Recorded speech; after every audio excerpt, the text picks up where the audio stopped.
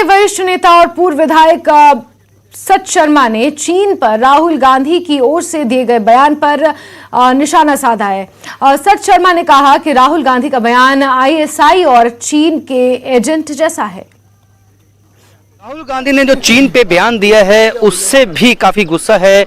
यहाँ बीजेपी के सीनियर नेता और फॉर्मर एमएलए सच शर्मा हमारे साथ मौजूद हैं। राहुल गांधी के बयान को चीन पे जिस तरह से सीधी एक तरह से चुनौती देना कि चीन तो युद्ध की तैयारी में है और हिंदुस्तान बहुत हल्के में ले रहा है, कैसे देखते हैं? राहुल गांधी एक ऐसी पॉलिटिकल पार्टी से वाबस्ता हैं जिसकी मदद समय समय पर चाइना सरकार द्वारा जो है वो की जाती है।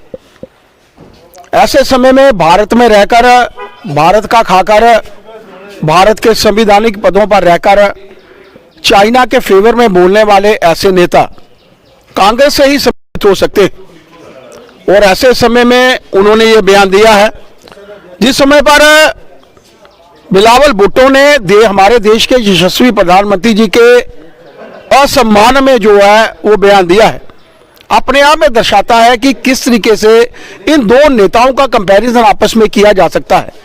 एक देश के नेता के विरुद्ध बात कर रहा है और एक देश में रहकर हमारी इंडियन आर्मी के विरुद्ध बात कर रहा है।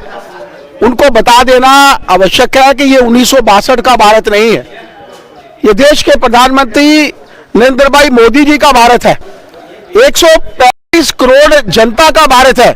हमेशा राहुल गांधी की तरफ से ये देखा गया है कि हमेशा सेना की ताकत को भी डिमाइन करने की कोशिश करते हैं और देश पे जो सेना पे सबको जो है भरोसा है कहीं ना कहीं उसको भी आघात पहुंचाते हैं। ये अपने आप को भारतीय कहते ही नहीं है, ये अपने आप को हिंदुस्तानी समझते ही नहीं है।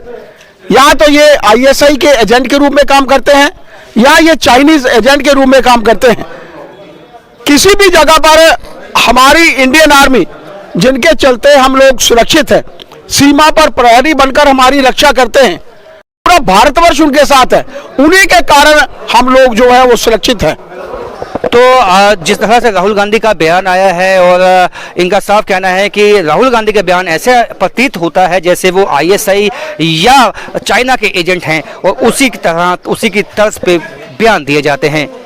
कैमरामैन नारायण दत्त के साथ राजन वैद, न्यूज़ 18 जम्मू।